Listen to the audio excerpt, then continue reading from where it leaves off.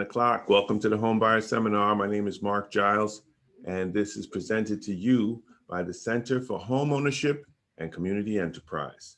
Excited that you're here. Today, we're going to have an excellent topic. We're going to talk about a few topics that I think you're going to really learn a lot from. So let's move forward. Okay, before we begin, the Center for Homeownership and Community Enterprise is a non-governmental, non-for-profit. And the purpose of the organization is to improve our community by teaching you about real estate, mortgage finance, and business ownership, and to provide you with the information and the action steps you need to implement right now, things that you can implement today so that you can own your power, own your self-worth, live a dignified, independent lifestyle, and become wealthy. All right, so let's begin. Now, a little bit about myself. My name is Mark Giles. I am your host. I'm a licensed mortgage loan originator, licensed real estate agent. I'm licensed in life insurance. Do a lot of financial planning with people to buy homes, sell homes, and to elevate themselves financially in real estate and in business. That's my commitment. I've been doing this for about 20 years, and I'm originally from the Bronx, right here in New York. I do most of the mortgages in the tri-state area, New York, New Jersey, Connecticut, and we're helping a lot of folks. And this is a great time to buy a house, great time for real estate. And my passion is to educate home buyers about the home buying process and also to help you succeed financially. That's our overall arching goal. So we're going to be making more of these videos. We have a membership site, and we'll be providing you access to prior videos, and we'll just continue to provide you good information. That's the commitment here. Okay, so let's cover some of the most commonly asked questions in real estate today. One of them is, how do I find a home that I can afford? So yes, how do you find a home that you can afford? One way you can find a home you can afford is, well, we're doing a lot of work on the internet today. And so this is where most people are able to find the homes that are affordable. But there are also some affordable programs out here for first-time home buyers. So a lot of times you may have a home that's priced a certain amount, and the first-time home buyer programs are designed to make that home affordable for you. So in essence, they will allow you these programs, these first-time home buyer programs, through like FHA, through Fannie Mae, they allow you to buy the house with as little as 3% down. What that means for you is if you're buying a home for $300,000, $9,000 gets you into the home for your down payment. Excuse me. So FHA, Fannie Mae have designed these financial programs to make the home affordable for you. So now you can buy more home with less income. And of course, we always want you to be successful. So we don't want you to buy a home that's too expensive. We want you to buy something that's affordable. So the way we qualify you is we're going to look at your monthly income, and we're going to, any lender, they look at your monthly income and they compare that to what your future debt would be. So if you want to buy more home and have it more affordable, what you would want to do is reduce, you don't have to eliminate everything, but your monthly payments that you're currently making on your current debt obligations. So for example, if you have a credit card and you have a minimum payment of $200 a month, if you can find a way to reduce your debt, even though you're making a certain amount of income, the more debt reduction you do on your monthly payments, the more home you will be able to afford, right? We can go into that later, one-on-one, but that's how banks qualify you. They look at your current debt, and then they also look at what the housing payment would be for your new home, and they look at your income, and then they can determine how much you can afford. So we have FHA programs, government programs that allow you to afford more because they'll allow you to have a higher debt ratio. But we want you to succeed, so we don't want your debt ratio to be put so high. Okay, so we're talking about how to get an affordable home. And affordable means it fits within your budget. So as you're planning to buy your home, you want to reduce that monthly payment and lower your budget. Watch your payments. Next week, we're going to be talking about how to save money while you're buying a house, and also more topics like should I rent or should I own? Okay, so how to make an offer that gets accepted. So now that you're able to find the home, you got, oh, the pre-approval is another way you find one. I'm going to just step back for a second, go back to the pre-approval. That is one of the most powerful ways that you will utilize to find an affordable home through the pre-approval process. And what you want to do is once you're pre-approved, you'll know how much home you can afford. So when you're out shopping, you want to stay within those guidelines. And evidently, if we give you a sheet of paper showing that you're approved for $300,000, for example, and you find a house that's in about 250 to 275, that's an affordable home. And of course, we work with you closely as we go through the process to make sure that when you find the house, we'll let you know what your monthly payments will be, so there's no guesswork involved. So if you have any questions, please chime in. You know, this is an interactive seminar and I welcome questions. But right now, let's talk about once you do find that home that you love, what's the next step? The next step is a very critical step. It's called making an offer. So at that point, you would want to be the first person, if you can possibly do that. Now, I'm talking about today's market. Today's market is more like a buyer's market. And in today's market, what's happening, what we're finding out here is that home buyers are going to homes that are for sale. And let's say the home comes on the market on a Saturday morning, which is like this morning. Home comes on the market, seems like there's 10 people, maybe 10 people that will go view that house that day. Right now, this is, we're in the month of April 2021. And right now, this is what we're experiencing. And so when they're visiting those homes, these people are making offers. And so the seller will receive 5, 6, or 7 offers, maybe the first day or the second day. And when he receives all of these offers, the sellers tend to get a little overwhelmed. And so what the realtors are doing now, they have this thing called a highest and best. So they'll let people come on the Saturday, they'll come on a Sunday, they'll come on a Monday, and then they'll say to the world, they'll tell all the other, tell the realtors who are interested in buying, go back to your buyers and tell them to come back with their highest and best offer by Wednesday at 5 p.m. And so what we're experiencing now are people are overbidding for homes. So if the home came on the market, I'm just using the number, $300,000, and you have people who really want to buy the house, they're going to start upbidding. So 305, 310, 315. We've seen instances, I've seen one last week where we had one home, the seller was selling it for $465,000. And one of our clients put a bid in for $40,000 over the price. And he was told, I'm sorry, we have higher offers. So this is the kind of thing we're experiencing. But at the same time, we're also finding that there are homes that have been sitting on the market for over 30, 60 days for whatever reason. And we've had a lot of success going with these houses with our home buyers and getting the offers accepted. So we're seeing many different things. So it's not one way, but these are the things that we're experiencing in today's market. So when you're making an offer on a home, you want to make a good offer, a strong offer. You want to have your attorney's information. You want to have your mortgage lender's information.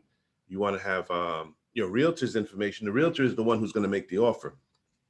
When your realtor makes the offer, you want them to have your attorney's information, your pre-approval and everything right there. So that the seller can accept your offer and just you can keep going. Because once the seller accepts your offer, they're probably going to expect you to do what they call a home inspection. The home inspection is the home inspection is when an inspector, a licensed state inspector, he's licensed by the state of New York or whatever state you're in, New Jersey, Connecticut, and he goes to the house and he picks the house apart and gives you like a 50-page document with photos. It's kind of like a user manual for the house and tells you what repairs will be needed in the future. So that's going to cost you about $500, $600. After you pay for that, you're going to need you're going to want to go right to the contract. All right, so you pay for that, he does the inspection, and you go right to contract. These are the things you want to be prepared for, because once you make an offer, they're going to expect that you're going to move quickly and get through the process quickly, because there are a lot of other interested people, and you want to do that. And so once the offer is made, the seller's attorney, once the offer is accepted, the seller's attorney will prepare the contract to send to your attorney. So all of these things you want to have thought out in advance so that when that time comes and you see that house and you're ready to execute, you can just go right ahead and do it, look real professional, and come out smelling like a rose, right? Meaning you got your house at the end. Okay, number 3, how to navigate the financing process. As we said earlier, you definitely want to get pre-approval, right? Get the pre-approval.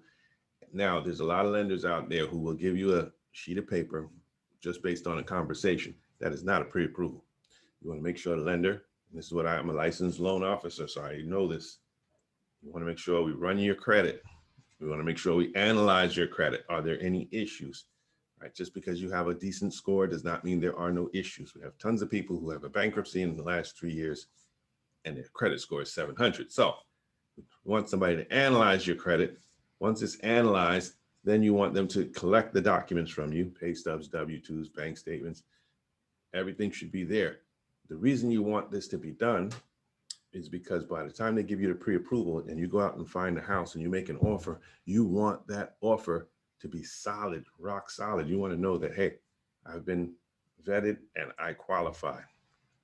The worst thing to do is make an offer, sign a contract, only to find out that you weren't really qualified to buy the house. I think that's the worst thing that experience that people can have. We don't want that. What we want is we want you to be successful. So next thing is calculating the cost to buy your home. So once again, you want to know the cost to buy your home. So as we said before, you want to save money and you want to, now we've had a lot of people come through who, not everybody has all of the money up front all the time. So, but they have a savings plan. And we'd have people who come to us and we sit down, we work with them, advise them, and based on a mutually agreed upon savings plan, they analyze their current situation and they set up a situation where they can save money. And that's what we're going to have a course on next week. We're going to show you how to do that. We've been very successful helping people do that. And they get their home, right? We've had a lot of great success with that. So that's that. And let's go back to the screen. Okay, so calculating the cost to buy your home, all of that's done in the pre-approval process. All right, we're going to show you during the process, we typically show you the cost of buying the home, the down payment, the closing costs, prepaid items, escrows, all of those fees that need to be paid, your realtor's fee, all of that should be laid out in front of you so you know what you're heading into. And at any moment, if you choose from one house, let's say you change from a $400,000 house, you want to get a $300,000 house, you can kind of figure out what your costs will be, or we'll be there to help you navigate through that. And the last one is managing your credit score goals. Sometimes you come in the door, you got a great credit score, and unfortunately, sometimes things pop up. So during the process, before you get pre-approved, during the pre-approval process, and even after you're pre-approved, you should always be monitoring your credit score. There are different credit monitoring companies. Now, these different companies have different ways of monitoring your credit. So it's all done by computer, but there's an algorithm that these computers use to calculate your score. The algorithm that is used to calculate the score for somebody who wants to buy a car is different from somebody who wants to buy a house or get a credit card. So obviously, it's the person who's running the credit that uses a service that determines the score. And that's the service that we use is what determines what score we will get. So if I'm a mortgage loan officer and I run your credit, I'm using a certain company and that company is going to use a mortgage algorithm. But if you go to a car dealership, that car dealership is going to run your credit. They're going to use a certain company, and that company they use to determine your score uses a certain algorithm, right? So we found that there's a couple of credit monitoring companies that use the right algorithm that kind of matches ours to a T. Because the worst thing is when we have a lot of customers come through, they'll tell us, oh, my score is 700, no problem. But when we run the credit, it's 640. And they'll even show me, hey, look at my phone. Credit Karma says it's 700, So we want to be on the same page. So text me, I'll email you the link. Text me or email me, I'll email you the link for the ones that we recommend. Okay, next thing is, stay right on task. Okay, so we talked about managing your credit scores. That's your job. Not only that, but a lot of these credit monitoring companies, and we had a class on the monitoring, what to do to increase your credit score during the process and to make your score stay higher. What to do and what not to do. We have a class on that. And once again, we'll be saving these classes in our membership site. Free membership will give you access. This week, we're going to be sending you a link by email so you can join the membership site. And like I said, if you have any questions, please just chime right in. I'm an open book. Now, I have the a couple of benefits. questions, but I didn't know if I asked now. Yes, please. Okay, I'm so sorry. Okay, so 2 questions. Yes. The first question is, can you give an example of maybe an experience that you've seen where someone thought they could afford a particular home, like with actual numbers? Let's say the home's 550.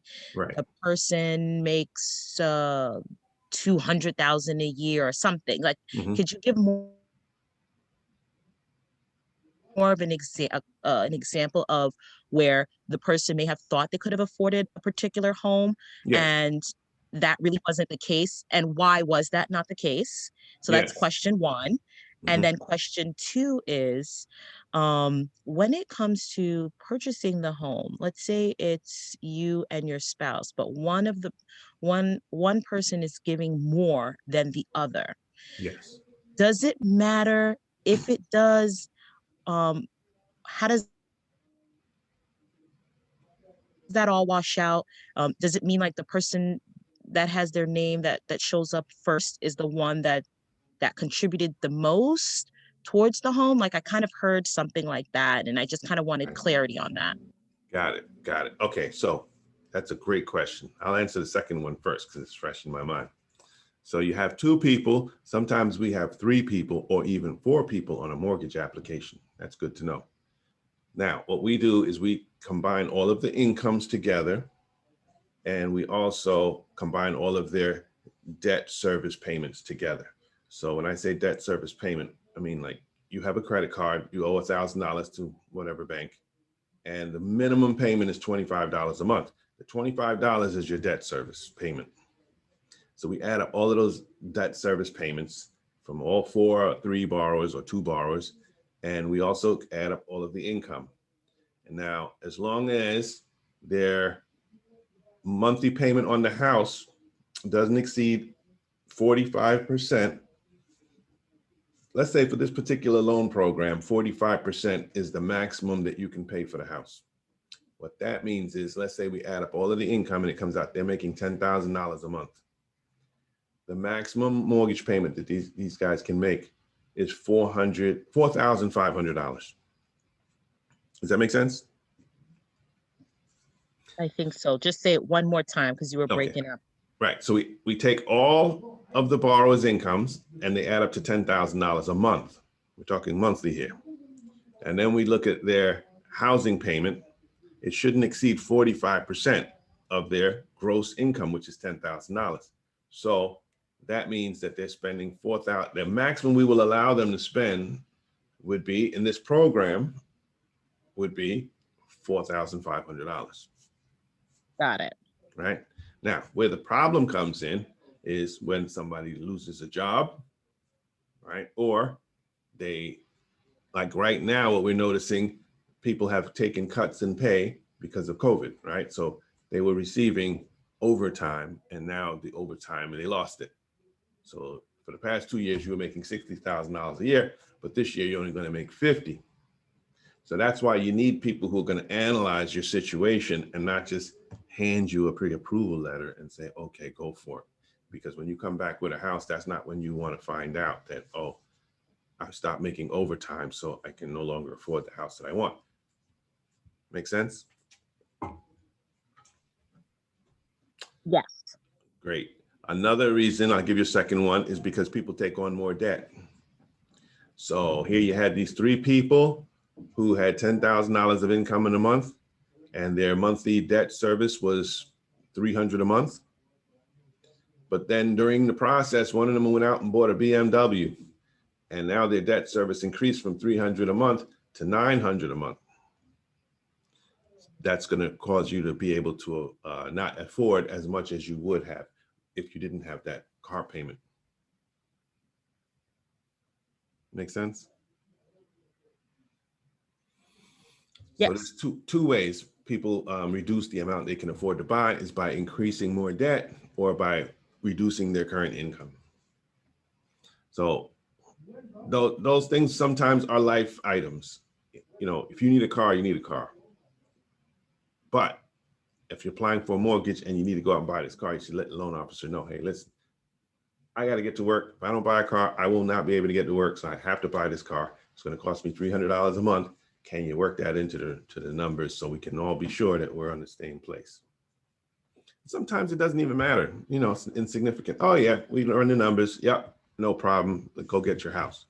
Other times it's, you know, hey, you found the house and you just bought a car and we're right at the edge. So, or we have to find a less expensive house. Or if grandma's going to move in the house with you, she makes $100,000 a month in Social Security. Let's just add her. She's going to be living in the house and she's willing to buy the house with you. You might as well just bring her income in. So you can always have a co-signer, but the co-signer will be a co-owner, just so you know. What was the other question? The other question was, if two people are purchasing a home Yes. and one of them is putting more towards the home, does that mean that, is it that person's name that is solely on the home, or is it the person who puts more, I think I know where you're going with the this. primary person? Does that matter? It could and it could not. It really depends. If it does matter, let's say you have two brothers that are going to buy a house and they're moving into the house. And one brother's putting all of the down payment and one brother's going to be making all of the monthly payments. And the reason that he needed his other brother, because he didn't have, they needed the income to qualify. So that becomes a legal issue. So when you're talking to your attorney, you want to have them define, the attorney define who owns what. And that's a very important question, because when you're talking about this, because I've been doing this a long time, about 20 years now, and I've seen people buy homes together and people have fights or disagreements. Sometimes people get married and they're one guy doesn't like I've seen that, you know, where the uncle and the son bought the house together and the son is now getting married to an attorney and the uncle doesn't trust the attorney lady that this guy's marrying, and he wants to get the son, his nephew or son off the house. These things happen. It's best if you deal with these items with an attorney. And you have to have an attorney in New York, New Jersey, and Connecticut. You're going to hire an attorney anyway. So when you're going to buy the house, these are the items you want to talk to the attorney about. That's how you want to take ownership of this house. But when you do have co-signers on the house, most of the time, they're co-owners. Does that answer the question? Yes, you answered my All right, good. Any other question. Thank you. questions? Got plenty of, no? All right. Okay, so let's go back to our benefits of home ownership.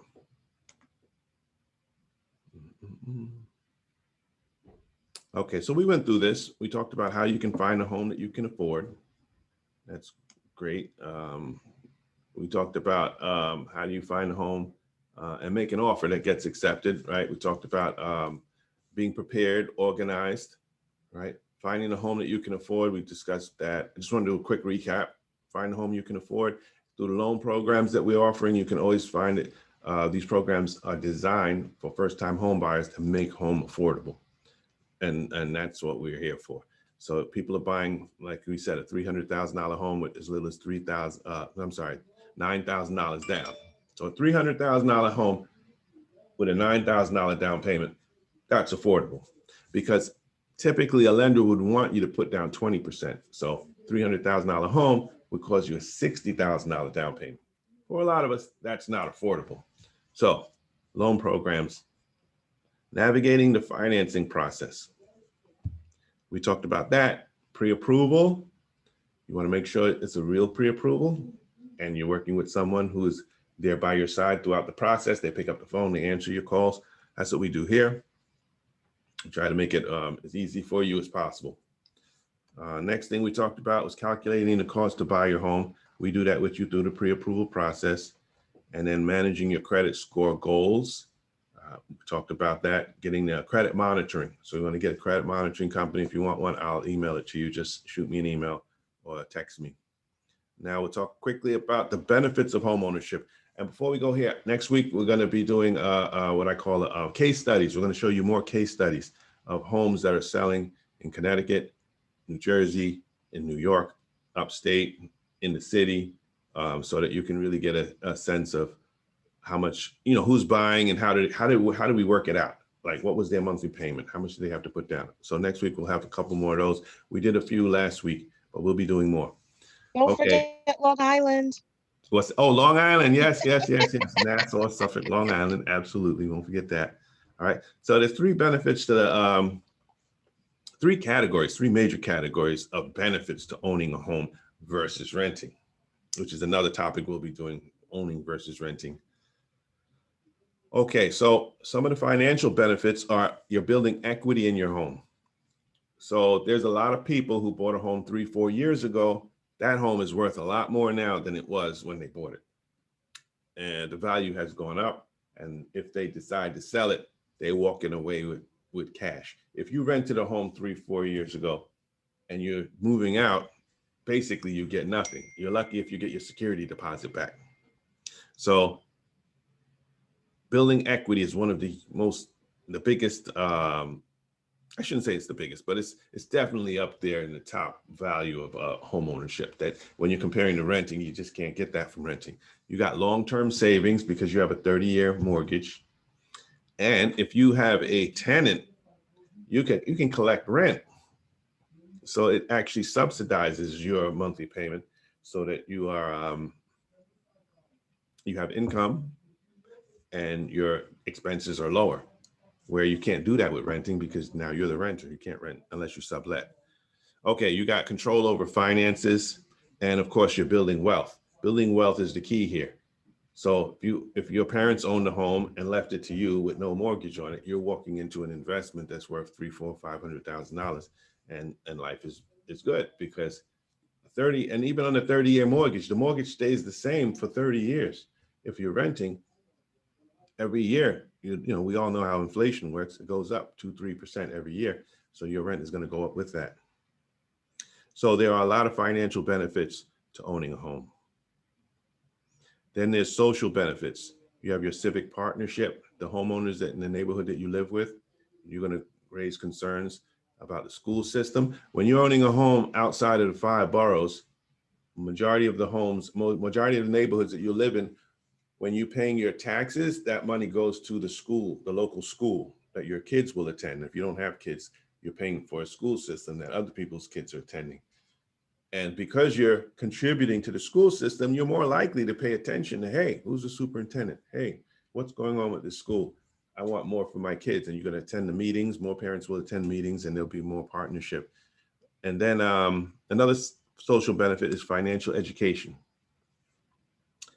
You're going to educate yourself more. You're going to learn more about how to manage your finances because you're going to want to save money. Saving money is key. We're going to have next class is about saving money, next course. Health benefits. They say people who own homes tend to be healthier than those who don't. Lower crime rates. Neighborhoods where the homes are located tend to have lower crime rates than where most people are renting.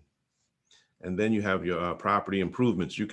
That's another thing. When you're buying a house, you can actually get we have a renovation loan, and you can actually improve the property. So if you wanted to buy a fixer upper, you can buy a property that needs work and borrow money within the same loan, one loan, and you can borrow 10,000, 20, 30. We had a lady in Queens recently who bought a one family house. She was shopping around for a two family, and they were all selling for like $900 to $1 million. So she found a one family house and was able to borrow $350,000 to convert it to a two. So she bought the one for $450,000, and we lent her the money, or I should say we provided the mortgage for her so that she could convert it to a two family home. So now her one family home is no longer a one family, it's a two family home. What that means is she saved a lot of money. So 455, so she got it for about 800,000.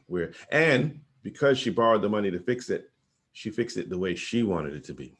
Her colors, her style, her carpeting, her everything is exactly the way she wants it. And she's actually completed the work. So I'm like really excited. She sent me some pictures recently, and that was really special.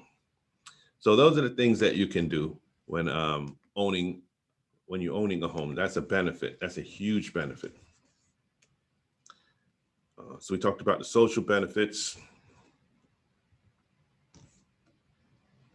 And then there's the tax benefits. The tax benefits are huge. When you're renting an apartment, I mean, unless you're really, really, really savvy about taxes, most of the time, you're not going to get the same benefits that you would get as owning a home. Because when you're owning a home, you got mortgage interest deductions. You can actually, and this is the government to set it up, because the government, they encourage home ownership, and the way they incentivize you to own a home is they allow you to deduct the mortgage interest from your taxes. So what that does is it reduces your taxable income. So what you'll realize is that you get a feeling that you have more income coming in than if you didn't have that mortgage interest deduction. So that is a huge aspect of home ownership. That is a benefit that you will not get from renting. And then of course you have, in some places, some municipalities will actually allow you to deduct your property taxes. So if your mortgage is $1,000, let's say if your mortgage is $2,000 a month and your property taxes are another $500 a month, that is $2,500 a month that you can reduce your taxable income by. So over 1 year, that could be about $30,000 that you can go to the IRS and say, hey, I made $60,000 last year. I would like you to reduce my taxable income by $30,000. That's significant. I am not a CPA, so check with your CPA. Make sure, double check that, right? So we're putting out there food for thought. And like we said, it differs in different municipalities and everything is different. There's no guaranteed results, but typically you get deductions when you own a home that you will not get as a renter in most circumstances. And the reason I say in most circumstances, because there's always an outlier, or there's always some tax accountant who knows how to engineer his renting of his apartment in a way that, all of that. But I'm just saying typically in a general sense. Okay, and then you have imputed rent. So another benefit is collecting rent. In the 5 boroughs, there's tons of homes that are 2 families, 3 families. So we've had people buy homes where they're making enough rental income to pay for the entire mortgage. That's incredible. I've seen it over the years. So that's another benefit of owning a home that you will not get from renting. And then you have obviously the profits from the home sale. So when you own this home for 3, 4, 5, 10 years, not only is the house, well, hopefully there's no guarantee that the house will appreciate. Lately, the houses have been appreciating quite a bit, but the house is going up in value. And then every month that you're making a mortgage payment, your debt is going down.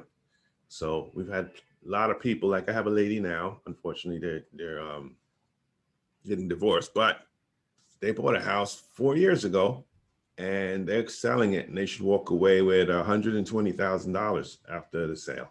And that's after paying the realtor's fee, paying off the taxes. You have to pay taxes when you sell your home. So that they would definitely not have had if they were renting. So owning a home in America today is like, it's not really a question of should I, it's like more of how do we get this happening, all right? And I own my own home, so I'm a believer and I'm practicing it. So there it is. I think that completes our session for today. You have any questions, please tell me now. I have one more question. Yes. This is Elizabeth. Oh, I'm sorry. Let me let somebody else go. I apologize. Go Oh ahead. yeah, bring it. Yeah, go ahead. We'll do both. Okay, so let's say you want to short sell, right? It was a townhouse, but there's some damages. Would you pay to get a building inspection before making an offer? Okay, short sale. You said so the property is a short sale. That's what you're saying? Yes. Okay, no. If there's a short sale, what that means is you are going to a homeowner and you're saying, hey, I'd like to buy your home. And he says, I'll be more than happy to sell it to you. And you say, I'll buy it, but I'm going to pay you what it's worth. Right? I want a fair deal. I'm willing to buy your house for what it's worth. And I believe it's worth $400,000. And the realtor says it's worth 400. And the seller says, you know what? I agree. It is worth 400 because I know what it's worth, right? But the seller says to you, unfortunately, I owe my lender $500,000. So I want to sell my house. I'm moving out of the house and I got to get rid of this house. So what I will do is I will go to my lender and I'll ask the lender if they'll take 400,000.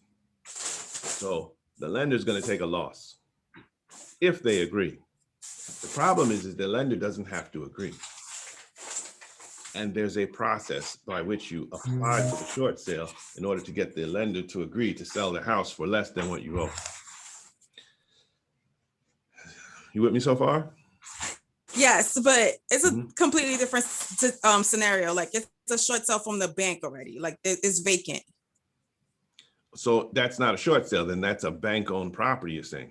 Oh, I was told it was a short sale. I got it now. Okay, it's a bank-owned property and they're giving it for a certain amount and there's some damages there.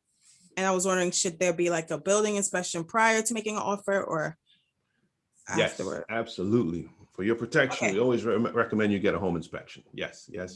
Okay, so you want to do, okay, so first, before you start spending $500-600 to inspect people's homes, right?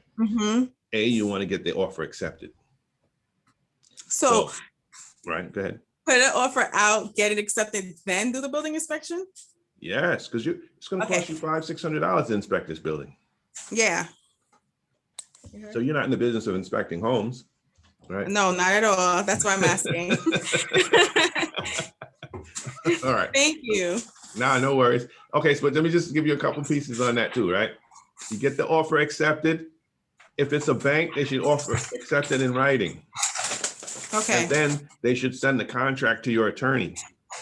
So your attorney should have that contract sitting on his desk ready for you to sign, right? Okay. Now, one or two things can happen. Either you're going to do the inspection. They should give you a little period of time. Say, hey, look, you got 5 days to do your inspection, right? And get us this contract back. So you go out to the house, you do the inspection, takes about a couple hours. The guy's going to give you a big booklet of what's wrong with the house. And then you can either say, yes, I love it. I'm willing to deal this dance. Then you go sign the contract, give them the deposit and send the contract out. That's the safest way to do it. Or sometimes they'll allow you to even sign the contract, send the deposit in, then they'll give you 10 days to do the inspection or get your deposit back. Oh, so it could go two ways. Got it. 2 ways, right? Usually the bank-owned property, the bank that owns the property calls all the shots. You know, they're going to tell you the way they want it to go. Okay.